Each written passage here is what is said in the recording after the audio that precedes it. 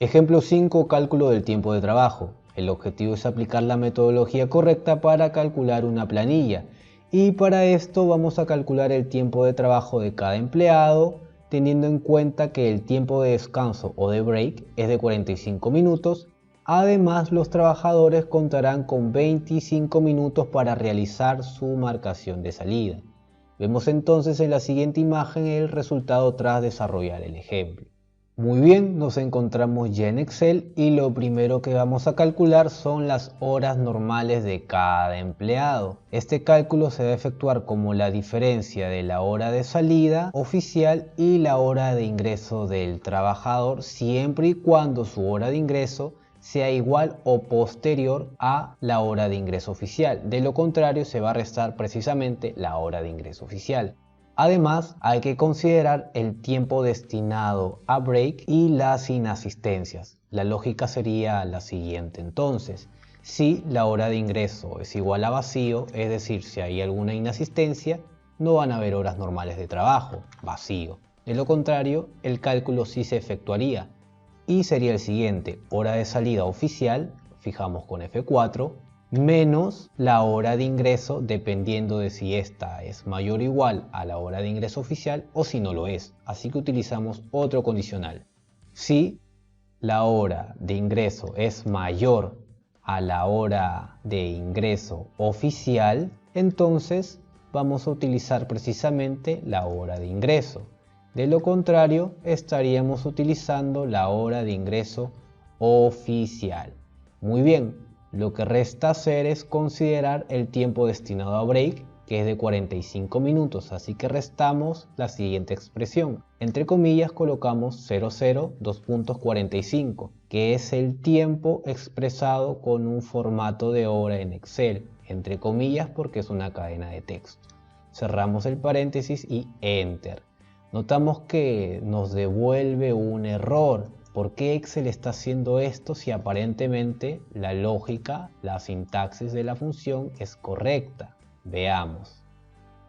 Observamos que la hora de ingreso oficial de la empresa son las 9 de la noche, mientras que la hora de salida las 6 de la mañana. Esto quiere decir que el turno de trabajo es nocturno. En ejemplos anteriores hemos trabajado con un turno normal en donde la hora de salida siempre es posterior o superior a la hora de ingreso, algo que no está ocurriendo aquí.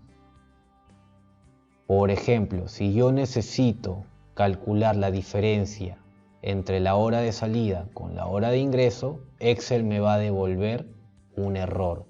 Para corregir esto, yo debería incluir una condición particular y para introducirla hacemos lo siguiente.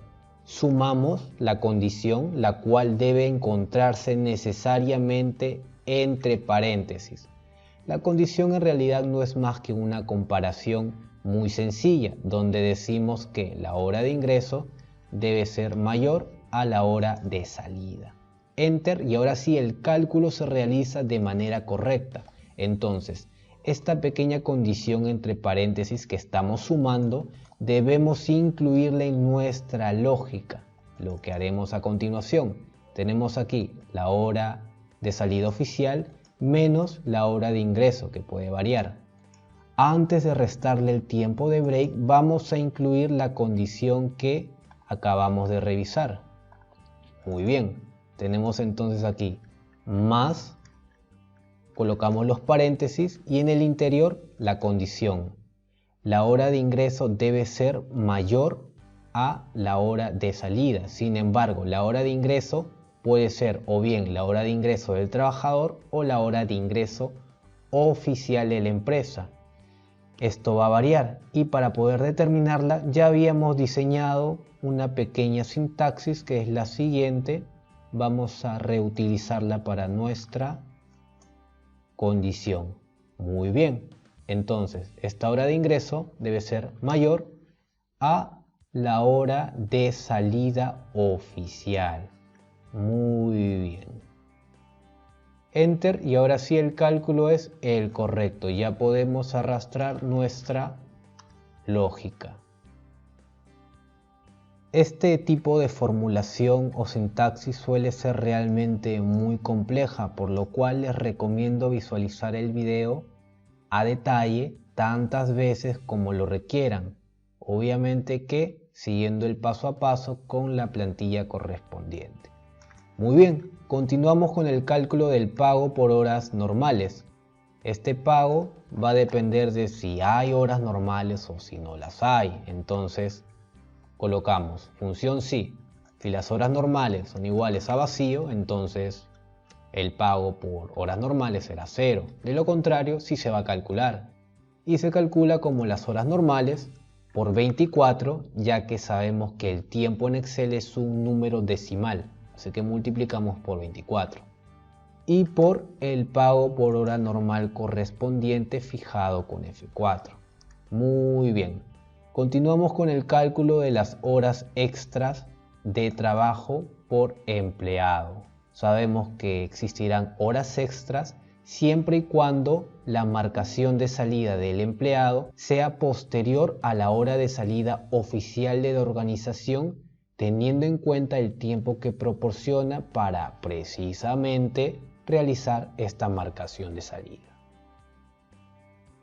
La lógica entonces sería la siguiente. Utilizamos la función si y decimos si la hora de salida del trabajador es mayor a la hora de salida oficial más el tiempo destinado a realizar la marcación, que son 25 minutos, colocamos entre comillas 002.25, que es el tiempo con un formato de hora.